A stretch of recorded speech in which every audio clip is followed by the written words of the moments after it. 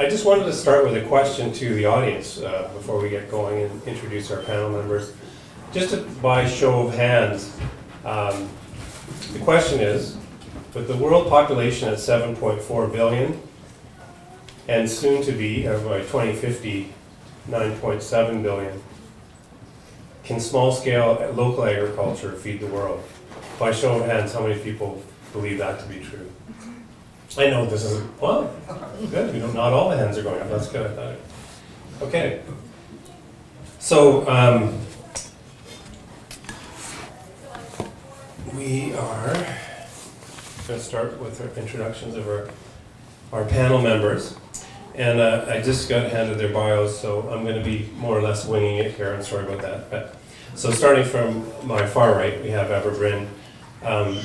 She's an old friend of mine and someone who's been working in food shed animation for many, many years and is involved with the BC Food Systems Network. And then we have Ian Griebel, who's on a family farm in Casper, Alberta. And I thought he'd know where Condor is, but so you have a number of different types of meat that you produce on your farm? Chicken and beef and pork. Yeah. Great, thanks very much, welcome. And, man who needs... Not usually. Yeah. So Richard is an Australian by transplant into the valley here at one point, and has been working on ranches in the valley here, and currently works J2. in the J2, where they produce buffalo as well. Beef and some pork. And some pork. And Hetty Tresher is an old family friend of mine as well. Probably one of the smartest people I've ever known.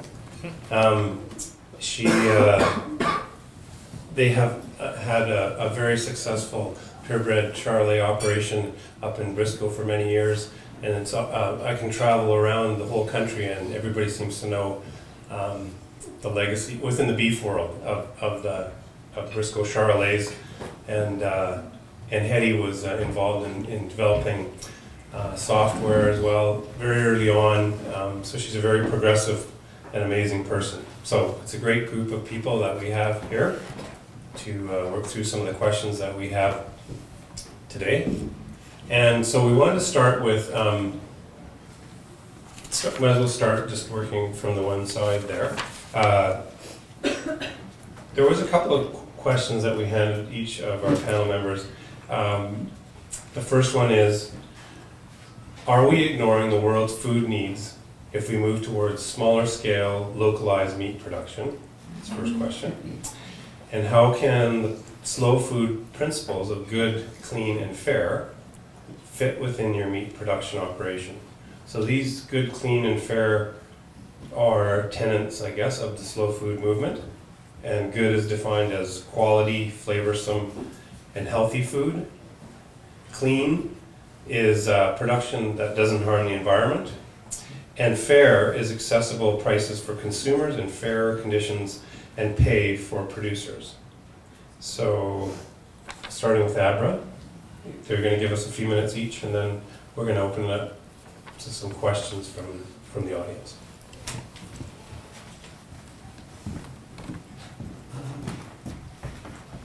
So I'm not a producer, so I'm not actually going to address the final question. And I have to say, I'm honored to be on this panel with these amazing people who do raise animals and all that hard work that it implies.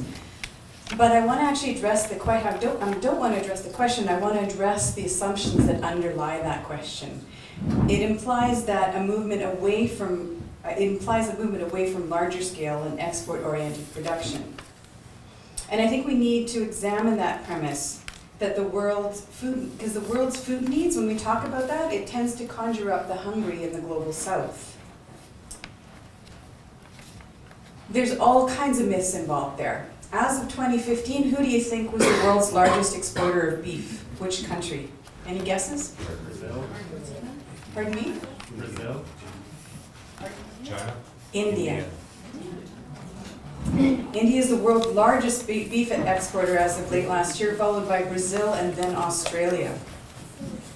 There's also a ton of redundant trade that happens between countries. So for instance, in 2012, Canada shipped 1,242,150 head of live cattle to the USA, and we received just under 50,000 American cattle in return.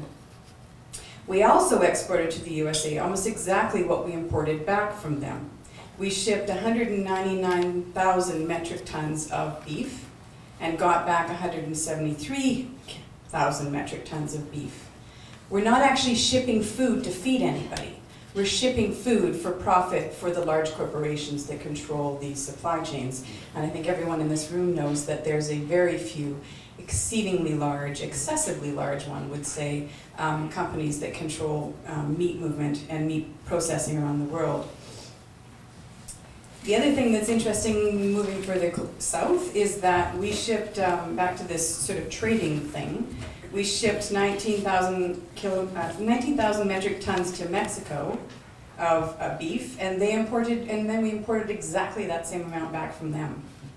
So this whole question about if we move back to place-based, it just means we're going to be actually wasting less fossil fuels and actually allowing our ecosystems to adapt to what they should be doing, I think.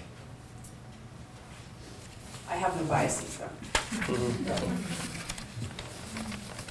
So it's clearly not about food needs, but about profit for the few corporations. I think there's also a tinge of northern arrogance and a colonial attitude in that. Well, if we're not shipping food to the global south, then they're not going to be able to feed themselves, those poor sods. I had the great privilege of going on an agricultural exchange to a couple of countries in Southeast Asia. And we spent a bunch of time with a group called the Deccan Development Society in India. And they're working with the Dalits there, which are the bottom of the caste system in India, and helping them revive traditional foods and traditional food practices. And the women lead those initiatives, and they feed in excess their communities, whereas the men tend to chase the cash crops and grow foods that are completely unsuitable to those ecosystems. So I think before settlers landed on Turtle Island, the indigenous people here had food sovereignty, and as did those in the global south before we started messing with them and thinking that they could only be fed if we shipped them food. There's another organization called Copagen that's involved that's very active in Africa. It stands for Coalition for the Protection of African Genetic Heritage. And they too are working to preserve and enhance traditional practices, crops, and breeds, because they have clear evidence, as does the DDS, the Deccan Development Society, that by doing so, they provide the most secure and nutritious food supply to their communities.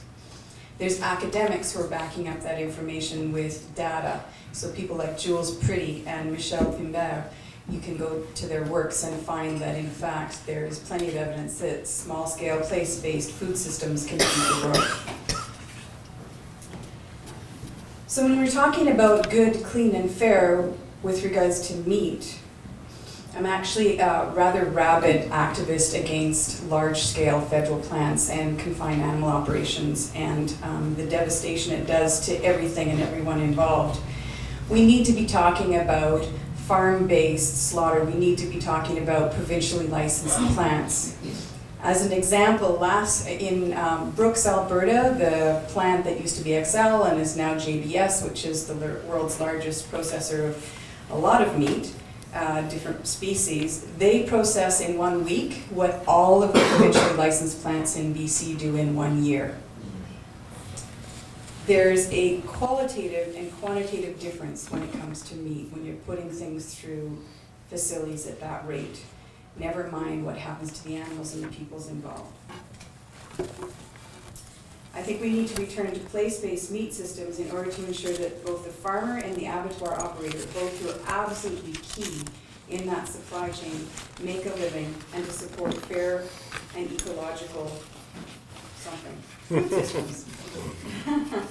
And the last point I'd like to make is the fact that I think it's really horrific, but not an uncommon story at this time for Canadian farmers and ranchers, that 76% of the ranchers in Canada have to have off-farm income.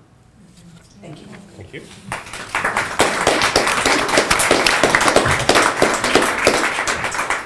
Thanks, Abra. And now we have Ian Griebel. Thanks. I think Abra did a great job at really hitting some main points there. We are a small scale farm in our area. And I really believe we are the future, actually, of farming.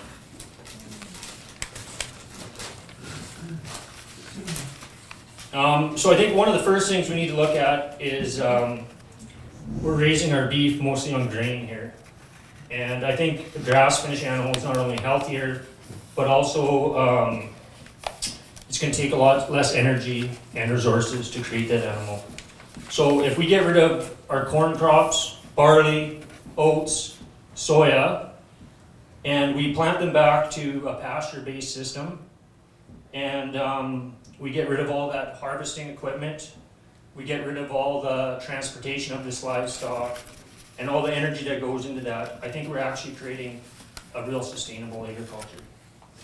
And the word sustainable has really been tossed around today, and I think we actually should have been doing sustainable agriculture 100 years ago.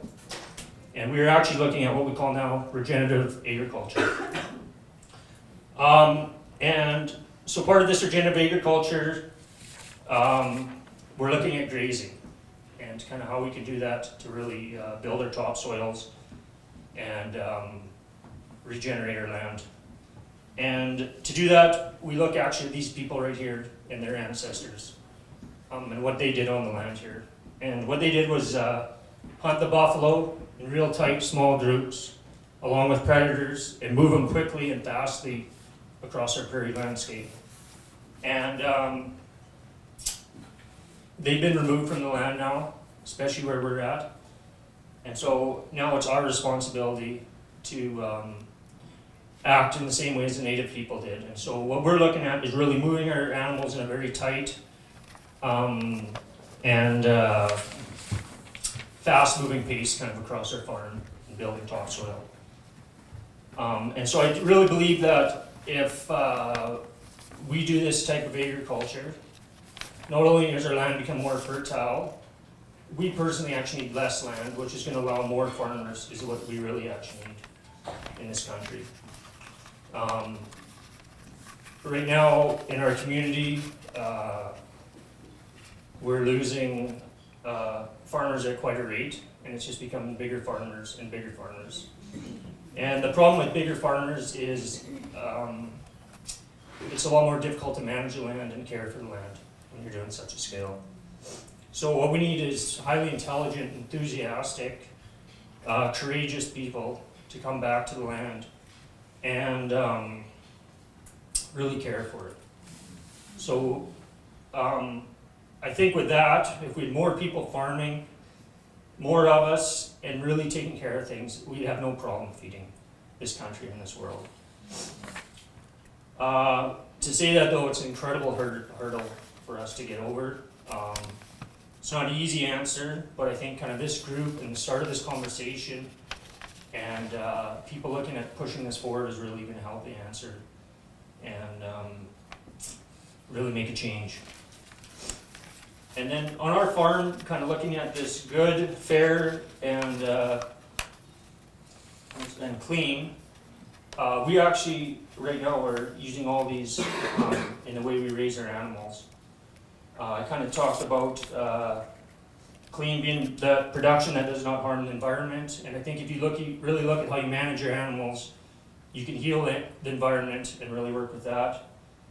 And with that comes everything else. You know, the quality of the meat is going to be obviously better because the soil's better, the grass is better, the animals are healthier, and ultimately the product's healthier. And fair, which is really interesting now we talk about off-farm jobs. I'm a carpenter on the side, and it's a struggle sometimes running both these enterprises. And there's not much industry where you said, you know, I'll go work one job to pay for another job. Most people think you're absolutely crazy. And, but we do it because of the lifestyle and just the love for the land. So I'm really committed at making a profitable farm. and that's where we're at right now. And that comes with education of our consumers, and them being willing to pay for a quality product. And I think we need to really start looking at our lives and the quality of lives we want to live, and maybe making some changes and realizing what's important, and I think food is really important for us. So we direct market all our meat, well, not all of it, I shouldn't say that. Majority of it, and it's a goal that eventually we can direct market it all and have a profitable farm on there. And I just wrote this up more, and I just want to end with this.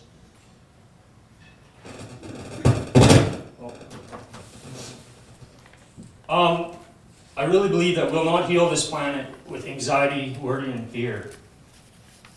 We will heal with excitement, passion, and creativity.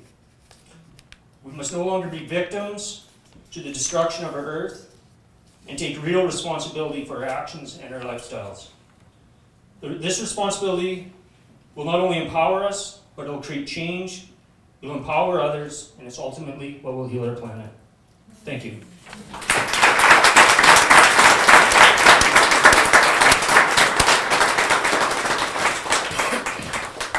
Thanks, Ian. Richard?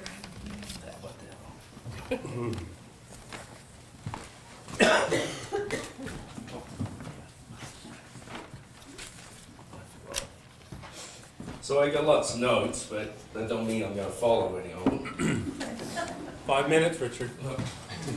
Yeah, usually I'm got a cow beside me or something while I'm talking to people that kind of calms me down, but right now I don't, so hopefully it don't shake too much or sound too weird, but here we go.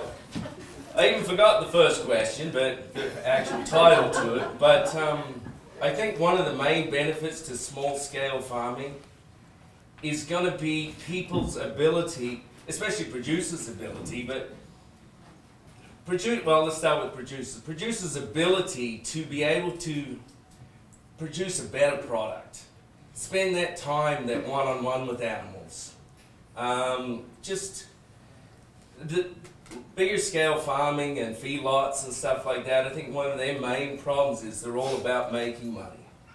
And they have, 5,000 or 6,000 cows per person in there that they look after. We have a few, we have 30 or 40, but I know them quite well, especially the ones that chase me around. But they're usually not too bad. But I think small scale farming definitely can feed the world. Mainly because of I don't know, I don't remember now. But I think it's something that we have to really focus on, especially for the environment, the health of the animals, the way we treat animals. Yeah, pretty much that's it. A little lost here at the moment, sorry. But let's go on to the second question. That's more better for me. I can understand that one better. How can slow food principles of good, clean, and fair fit into the meat production, our meat production operation? Well, I don't like to eat poor quality meat, so I don't sell it. That's what I feed. I always feed good quality to my family, and I wouldn't expect anyone else to eat anything less. Yeah, this is really tough doing this. So back to the quality of the way we look after animals quite well. Like we spend it's different to Ian's thing that in the sense that he's got all this grass that you can put your cows out on. We don't have that ability in this valley because we have to grow all our hay, all our winter feed. So we have to kind of confine them through that, not saying every place in, say, Alberta can have their cows graze all the time, but that is one of the advantages. So when you're looking at how people treat animals, you've also got to think of how they fit into the environment they're in and where you're trying to produce them. Here we spend 6 months of the year feeding cows, and we spend 6 months of the year trying to produce the feed to feed the cows for the next 6 months. But then our cows spend 6 to 8 months up on the mountains, frolicking around and having a great time. So yeah, you also have to keep that in mind. Flavorsome, well, most of for us at the ranch, we're producing Wagyu cross beef, so which is some of the best beef in the world, if not the best. We do sell Angus beef as well. We produce Angus beef. We do feed them with a little bit of grain. That's just mainly because of our nutrients in our hay and silage production is not up to exactly where we would like it. But that's happening over time. What else we do? And then we have our bison, which the ranch has had them for about 15, 16 years. Previously they did sell some, but now we're trying to sell, we're trying to get into it and make them, sell that more natural type of beef to consumers, or meat, like bison meat. Yeah, when I first went there we had 147 head, then we went back down to 23, and then now we're back up to 70. They're like rabbits. So we're really trying to focus on moving that bit of production going. What is next? Clean, well, we, for us, one of our new things we're trying to do on the ranch right now is we're creating, it's humus, not hummus, not that other stuff. And so we're trying to create our own fertilizer and stuff, so we're putting our manure, all our bedding together, and if someone knows where to get a whole few thousands of worms, that'd be great, because we want to incorporate worms in with it, and we want to produce, we want to get up to about a meter deep, and once the worms break it down, so it actually captures carbon, helps capture carbon, and it's a lot more natural. So we're trying to get that onto our fields. We're just in the process of starting our first trial patch with it. Fair, well, that's the other part. The agriculture industry, where the heck am I now? A big thing with the agriculture, especially the beef industry, everything that we have to buy, we buy at retail. Everything we produce gets sold at wholesale. Which business in the world can run doing that? Like we don't get retail prices for anything because everyone else wants to take more of the pie from us. So that's kind of why we're trying to do what we're doing, is go direct to the consumer and get a little bit more out of it. What else is there? Yeah, that's pretty much it.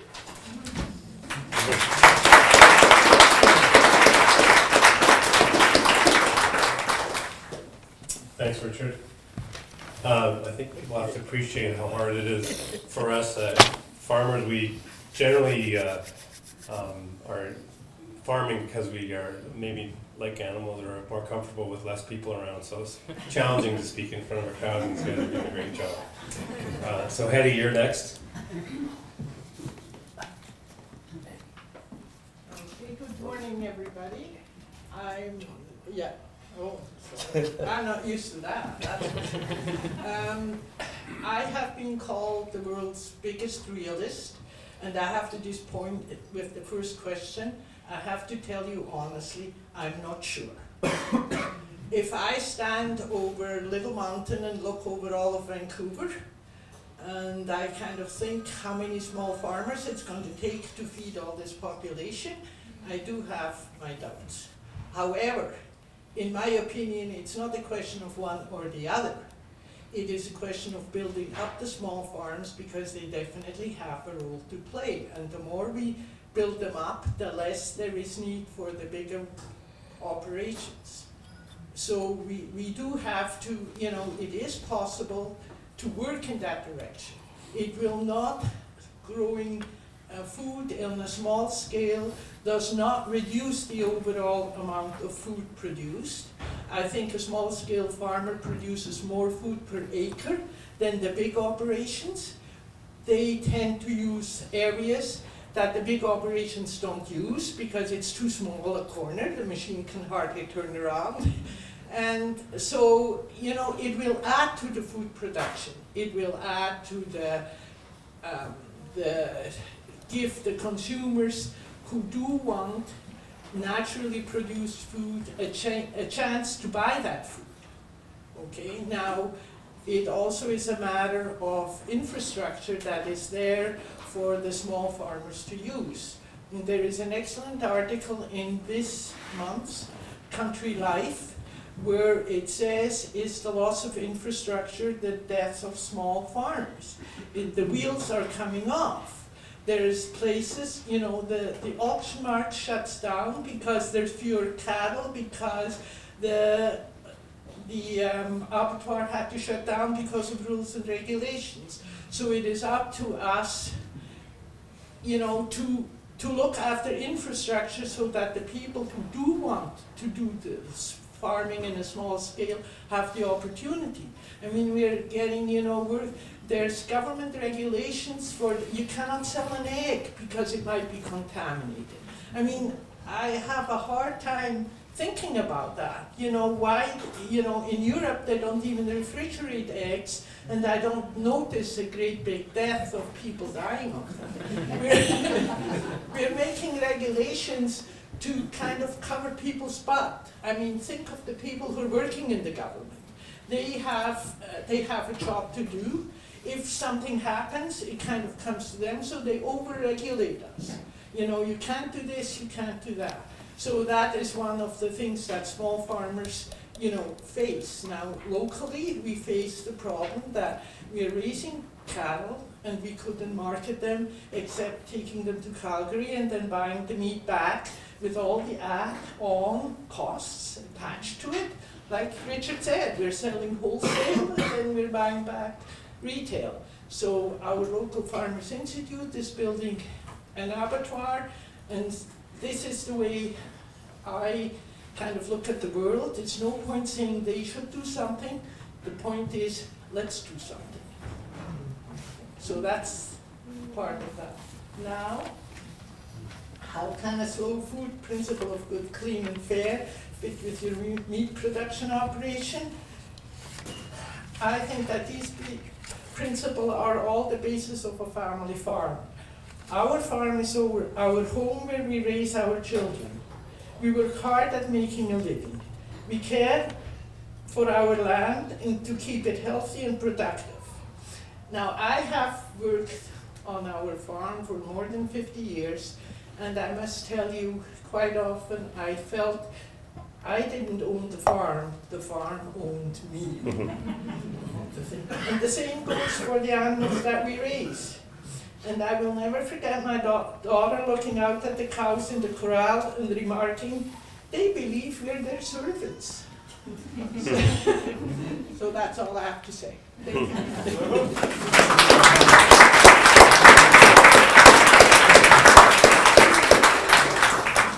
Thanks very much, Hetty, I appreciate that. So, there's only one mic, or is there one for the audience too? But maybe you could just repeat the question. Okay. Yeah. The questions or question? Questions from the audience. Oh, when somebody asks a question, I'll Yeah. repeat. Oh, I see, I'm sorry. Okay, that's fine. Just one small thing. So in one of my hats that I wear, I am on a committee. It's the Beef Cattle Research Committee, and it's for the Canadian Cattlemen's Association. We have 65,000 members in Canada, and I phoned a fellow this morning who works for the organization. His name is Tom Lynch, and he's just been hired. He's on something called issues management. So you're the kind of person he probably would end up talking to and having to respond to in these situations. And so I thought it'd be interesting to just kind of hear something from a question that I wanted to pose, and I see Bob standing up at the back of the room, so I'm gonna corner him. As a vet or former vet, how do you present yourself, Bob? Okay. It's a question of antibiotic use in livestock production. And so there are apparently some studies showing that low-dose antibiotic use in production systems are beneficial to the overall health of the animal and the welfare of the animal and the resulting production of that. And the question is that a defensible practice because of the resulting animal welfare and production benefits?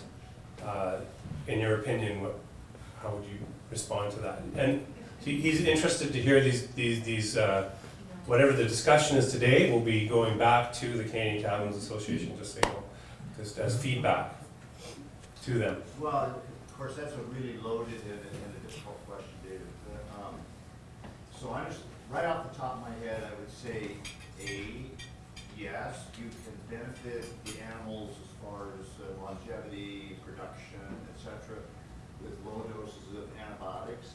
But B, that often is predicated on concentration. If you took those same animals and spread them out over a larger area and put them into much more of a natural state, anytime you put 50,000 animals into a few acres and feed them, necessarily disease is just going to go through the roof. So after all the years that I've done, I think that the more that we can not get antibiotics into our systems, the better off we're going to be. Mainly because there's a big piece that we have a tendency to ignore in the short term and say we can get this gain, but what we're not looking at is things like Clostridium difficile and some of these really tough resistant organisms that are starting to happen. So if you start putting those low doses of antibiotics into the animals, we're taking that on. These bugs, at the end of the day, are smarter than us, and they're going to win. That's a prediction. And because they can mutate so fast that they will adjust to anything that we put in there. So we're left with the face of the fact that we're just going to have to be putting more back in to be able to achieve those same end results. I don't know if I'm making sense or not. I think it's a self-defeating prophecy. Short term, more production. Long term, these guys are going to be working day and night to be able to build a resistance to anything you put in those cattle. And it's going to come back to bite us. So I'm back to the small farm, back to the things that these guys talk about. Smaller units, spread out, don't do the antibiotics unless you absolutely have to. Okay? Thanks very much. Can I just respond to that? Yep. I think this is a classic example of us looking at the symptoms here and not the actual cure. You know, why are we giving these animals antibiotics in the first place? That never happened in nature before. And what it has to do is this high ration of grain diet is making these animals sick. And the rumen is not actually designed to be dealing with that much grain, and that's why in these feedlot systems these animals are sick, and that's why we have to give them antibiotic. So let's actually look at that instead of why we have to be dumping all these antibiotics into these animals. And I'd like to do another pitch for provincially inspected plants and farm-killed animals and wild game, because if we don't pay attention to where our meat is coming from, if we're getting it from Costco and Safeway and whatever overweighties calling themselves, it's inherently, it's necessarily going to come from one of these large plants that has no choice because of the volume of throughput to be sourcing from intensive animal operations. And they're just so devastating, and to me they're ethically absolutely unacceptable. And so each time we eat meat from that system, we're perpetuating it. Okay, questions, here we go. I'll just start with you because you're right. And Maybe just a comment more on that antibiotic question there that you posed. Like, we've been farming for, I don't know, quite a while. decades, and antibiotics don't really come into play, and they're not necessary, and we don't use them. And another thing that we have to think about is, like, who fed the antibiotics to the wildlife, to the buffalo, to the moose, to the deer and the elk. They seem to survive quite well in their ecosystem. So I think it goes back to what Ian said. It's the model that's flawed, and so we just have to create a model that works. And there's lots of them out there that have been around for thousands of years. So we just have to look back in history and come up with a model and get away from this one that we've got kind of forced into as an industry. Or Okay, thank you.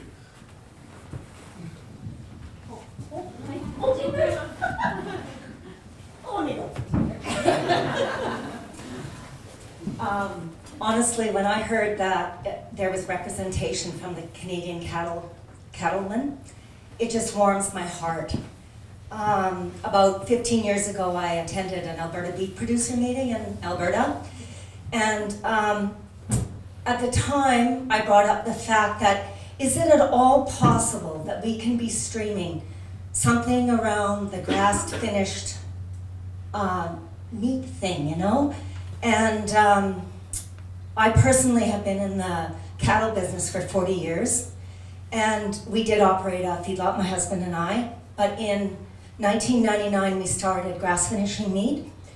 And when I brought that idea up at the meeting, I tell you, I was slain. I had hot tears running down my face, and had it not been for my husband, who stood up and just said, you know, really, my wife here does have an incredible point, and I think we could do so much for a Canadian local beef system. If and I know it has to do with our view. It's the way through which we see things. But you know, we live in a big country with a big land base, and we have all the capacity to finish animals on grass. And I just really thank you so much. And if you could bring forth that for me, I would be so appreciative.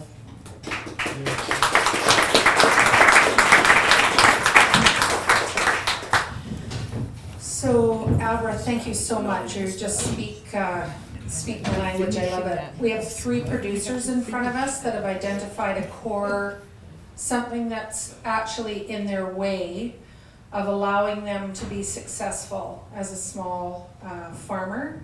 And I'm hearing the same words come from all 3 of you. And I used to be a producer, and that would be exactly the same story I would tell. There's a sticking point here, and there's a groundswell. I believe that we need to identify how we can support the work that you're doing, Abra, and the work that you're doing in direct marketing, and no longer selling wholesale and buying retail because somebody made up a rule that we're all living by. So I'd like to ask one of the panelists to tell us how we as consumers and your community, how can we support you? And I do think it's the abattoir. I applaud your effort on the local abattoir. It's the core. We don't even have butchers anymore. We buy meat in bags. It's disgusting. Thank you. I'm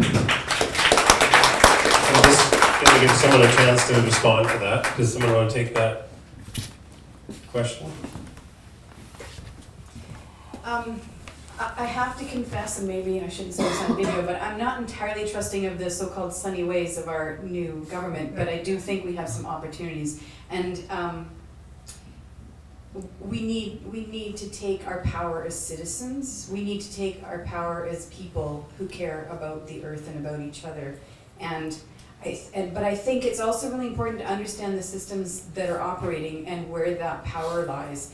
And with regards to regulation, like, they don't just make them for the fun of it. They make them because someone's driving an agenda. And the problem is all regulations are now being harmonized on the assumption that food is going to go really long distances and that they will lose track of that food.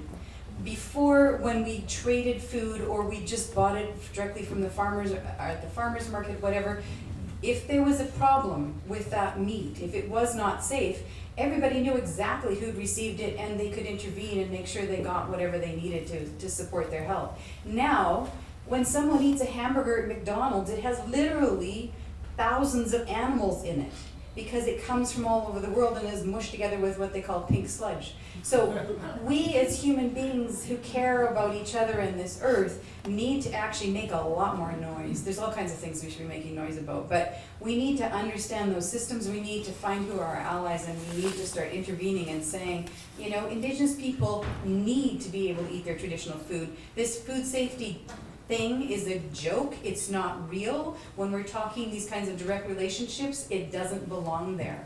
If we want to quote Pierre Trudeau, it's like, get the government out of our kitchens and our larders and give the power back to us.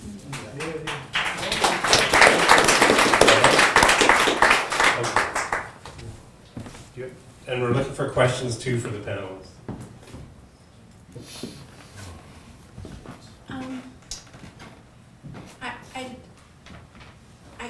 It's a question, but it's a comment as well, because I feel like I really appreciated, Ian, what you brought up around holistic management, and I know there's people doing work like Alan Savory's work and looking at how grazing systems could be better matched to the natural, like mimicking the migration patterns of the ungulate species that are native to the land, and there's a lot that can be learned from that, and there's a lot that Indigenous peoples, how we can inform that, because we herded the elk, we herded the deer, we knew how to do that. We have management systems, and it can offset carbon emissions and have an impact on climate change as well. But I get a little bit triggered because, and I'm just putting it out there because the question, I guess, is around how, like, even within, to me, good, clean, and fair, good, or is that the values? Yes. Yeah. So fair and good, there's a lot of, I think there's some cultural assumptions around what that would be. That's very subjective, because for Indigenous peoples, good and fair would mean that in this particular case, the animals would be grazed in a way that would observe the cultural, spiritual protocol and outstanding land claims. I know in my home territory in Chase, there's a big ranching community, and of course I promote, you know, healthy grass-fed beef over industrial farmed, but a lot of the cattle are grazing in areas that are overgrazing on important berry picking.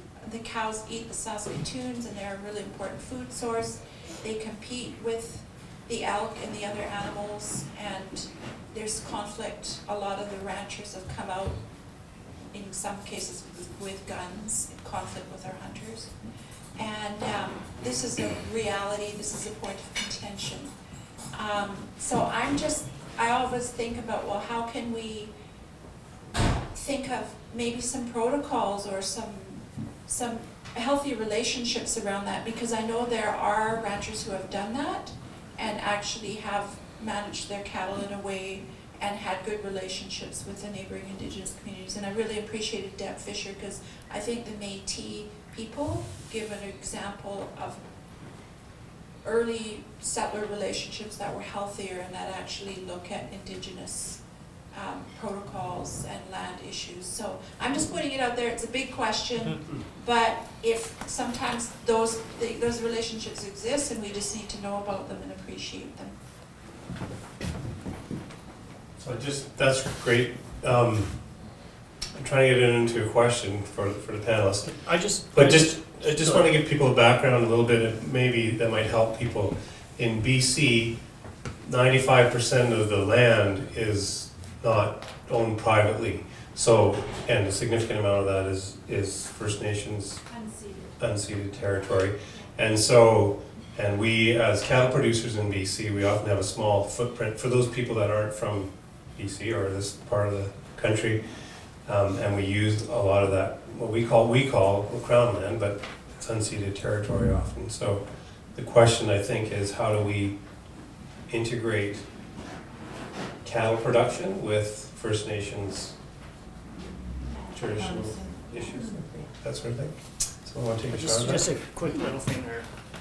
I don't think I'll get to the root of the real answer to this, but obviously I think one of the most key things is just communication. And I think with all this stuff is that we need conversation, communication, and just be talking about it.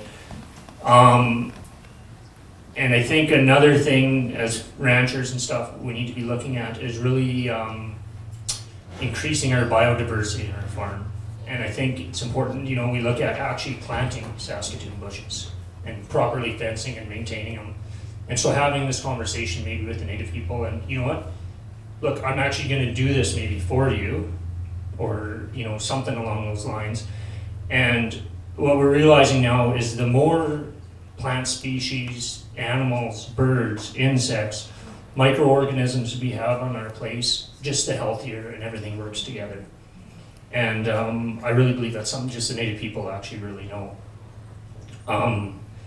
And so I think just be conversation and working together with ranchers and seeing, because I think it'll benefit everyone coming in the end. I'd love to see more projects, like actual relationships like that, Yeah, as model projects. yeah. Yeah. Okay. Dave, Sure. Dave. Yep. There's a question up there. Yeah, yeah. You want to yell it out and then I'll just... Sure. I'm just wondering if there's, Dave, you know, you're second generation local farmer, but there must be, if you're trying to move to smaller scale farms and ranches, there must be other barriers that are stopping other folks from wanting or getting to start a ranch or farm. One of them being local real estate pressures on land, ALR aside. I mean, have you identified, like, not everybody can become a second generation farmer if you want to expand the amount of farms. So how does a person get into farming or ranching if the pressures, you know, the start to a land cost is going to be so high that, have you identified? I'll let Hetty answer that question. Thank you very much. Well, it's sort of a two-edged sword, okay? If you think of being, say, you're a second generation rancher, you think of your land as being your retirement nest egg, right? And Sure. when you pass it on, you feel that you're passing it, you know, you want to get a reasonable price for it. However, the reasonable price is way out of line for a new farmer to be able to start.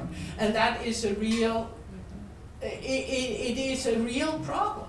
And it's possibly a matter of, you know, making alliances, leasing land from somebody who has land. But you know, I don't have a solution to that, except that, you know, make sure you get born into the right family. Dave. Okay. Well, I just wanted to just for a half second ever ask another question. Should farmers expect to have the same lifestyles as others around them, or should we see this as a calling and believe that our lifestyle should be less than that of others around us? You want to take that? Yeah, okay. This has been a thing in my bonnet for a long time. That, you know, I am working so hard to produce food for an ungrateful consumer. He will say I'm a bad person because I've got cows, I'm possibly using fertilizer on my ground, and at the same time I go out and work off farm a lot. You know, most, like they say in BC, farms were made by school teachers and nurses.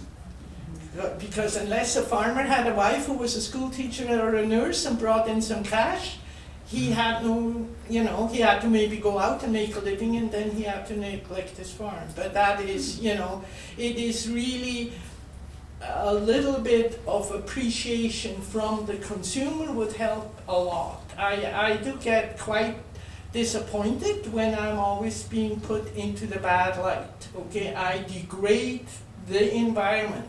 Now, you know, if I've got only blueberries or Saskatoons on my farm, I can't make a living. Okay, we got to maybe plow in order to rejuvenate the ground. So it's a little bit of a matter of appreciation. I don't mind working hard. I will look for work if I have nothing else to do.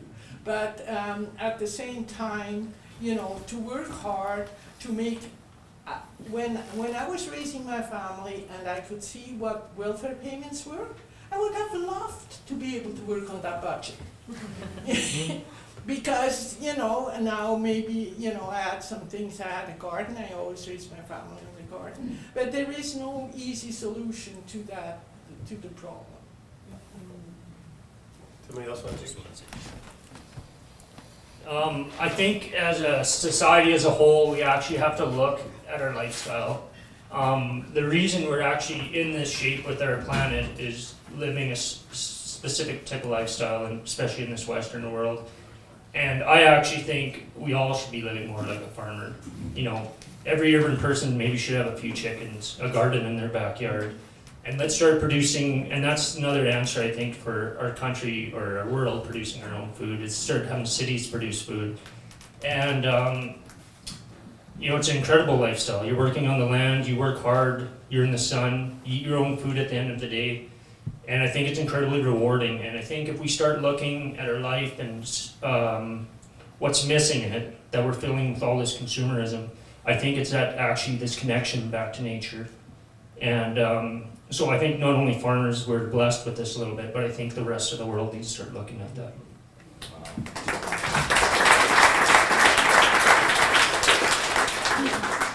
Okay, that's great. Bob, I'm really sorry. Allison's going to hit me with a stick here in a minute. But so I just wanted to say to the panel members, is there anyone who had any last words to say before we wrap it up? Abra, keep it short, Abra.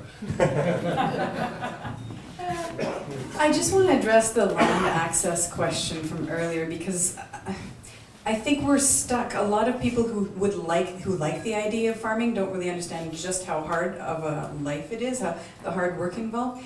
But to me, it's an excuse, the whole land access thing, because we're stuck on a land ownership model. And ultimately, that's really problematic when you talk about the fact that this place called BC is largely unceded territory. But also, it's a weird disconnect from the reality of the so-called agricultural land that's out there. In BC, it's only like 5% of our land base is suitable for agriculture, and less than half of that is being farmed. So this thing about we have to own land in order to be able to produce food is a problem. In order to grow food, raise food, sorry Don, we need to get past this obsession with ownership and with production, clearly.